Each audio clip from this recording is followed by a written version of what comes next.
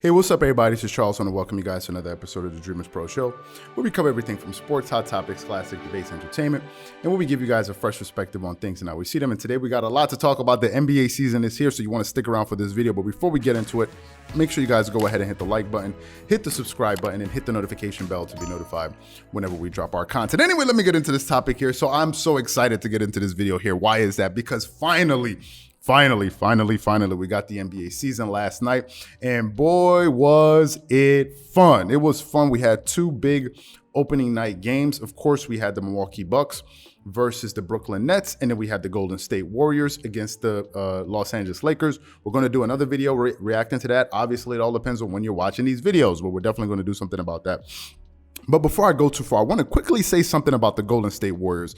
This is something we've been saying a lot on Dreamerspro Max. Again, for those of you guys who are not signed up to Dreamerspro Max, it's an online sports community where you can talk about basketball. We can chat live during games. You definitely want to sign up. We're going to have that linked in the comment section below. You want to be a part of that this season. But I've been saying on Dreamerspro Max, I said I will not be surprised if the Golden State Warriors make it to the Western Conference Finals this season. I said I wouldn't be surprised because it seems like a lot of people are talking about the Lakers or some other team. No one is really focusing, with the exception of Stephen A. Smith. He's the only one that I've heard say that, really give the Golden State Warriors some props. He said he thinks it's going to be the Golden State Warriors and the Lakers in the Western Conference Finals. I think, I'm just saying it now, I think they have a legitimate shot, and I will not be surprised if they pull it off. With that being said, let me get back into the analysis of that game yesterday. So at the start of the game, there was something that I noticed about Giannis Antetokounmpo, right?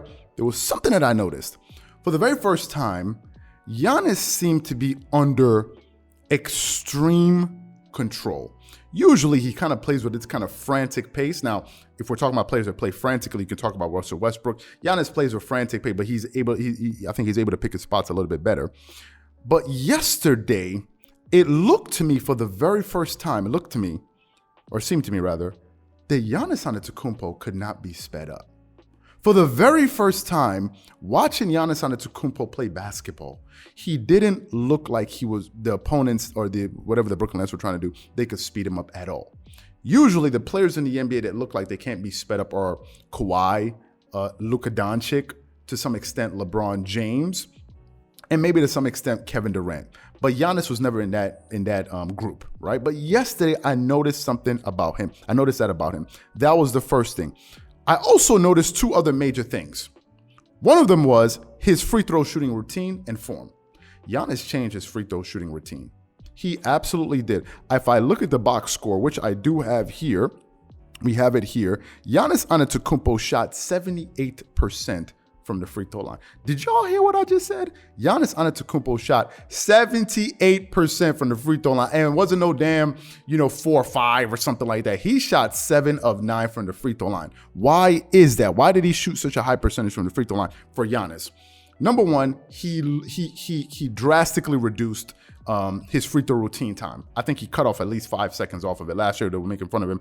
10, 9, 8. Y'all remember that. This one, it was very quick. He got into his shot. He dribbled the ball once, got into his form, and his form looked good.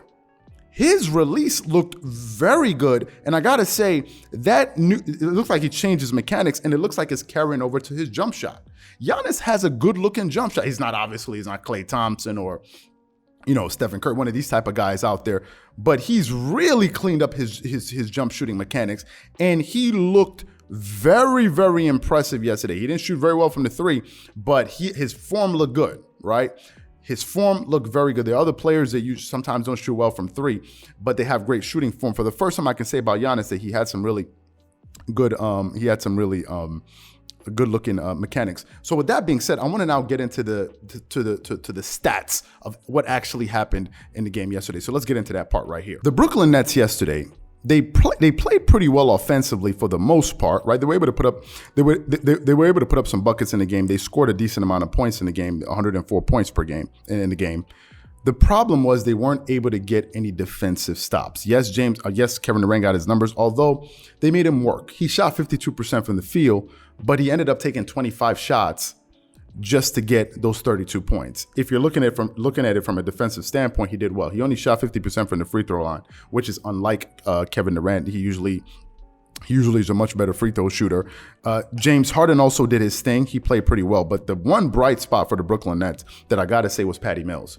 Patty Mills came off of the bench, and he was like the Energizer Bunny. He was a one-man wrecking crew. Yesterday in that game, if I'm not mistaken, he went 7 of 7 from the three-point line. Right now, that offseason acquisition is looking fantastic. Patty Mills was a great pickup for them, but if we're looking at the Brooklyn Nets defense, they weren't really able to slow down the Milwaukee Bucks and stop them from trying to get into the things that they were trying to do. Now, obviously, it's still early. It's only the first game in the NBA season. I think Brooklyn is going to establish a better roster. I think they had the second most different lineups last season, according to some of the stats that I saw while watching the game yesterday. But I don't think they're better than the Bucks without Kyrie Irving. I think a lot of people said, no, the Brooklyn Nets are still good enough to get to the NBA Finals, whatever it is. I'm not sure if they're better than this Milwaukee Bucks team without Kyrie Irving. I'm not sure about that. And here's one of the reasons why, and I think it's something that a lot of people want to miss. Drew Holiday. Drew Holiday is a hell of a defender. And when Drew Holiday was picking up James Harden, he kept on coming off of picks. James Harden wasn't playing Drew Holiday one-on-one. He was not doing that. He was always looking for a switch. Drew Holiday only played 17 minutes in that game, and I think he had a contusion in his foot, right heel of his foot or something like that. He didn't even play much of the game. That's like he's part of their big three. It's him, Chris Middleton, and Giannis Antetokounmpo. He didn't even play, and the Bucks won that game pretty decisively. And I think it was a big game. I think it was a big statement game to basically put the entire league on notice. Like, hold up. Whatever y'all may be thinking, pump the brakes. We are the NBA champions. We won the championship for a reason. And our man, Giannis, the Greek freak, this boy right here, he's getting better. Like, I want y'all to think about this for a second. As good as Giannis is, as good as he is, this dude is getting better. Last night, Giannis Antetokounmpo shot 48% from the field. He got 32 points, 14 rebounds, 5 offensive rebounds. Basically, just bullying dudes. You saw the block he had on Claxton. You saw the block he had on that dude. And then he had 7 assists, 1 steal, and 2 blocks. Granted, he had 2 turnovers, but so what? This dude is getting better. That is a problem. If you're talking about a scenario in which you're going to be playing the Milwaukee Bucks, who are probably going to have the best record in the East, or at least top 1 or the number 2 record in the Eastern Conference. If you're talking about playing against the Milwaukee Bucks in a 7-game series, and your hope is, okay, we're going to build a wall against Giannis, and Giannis is hitting jump shots, you got to come up with something else.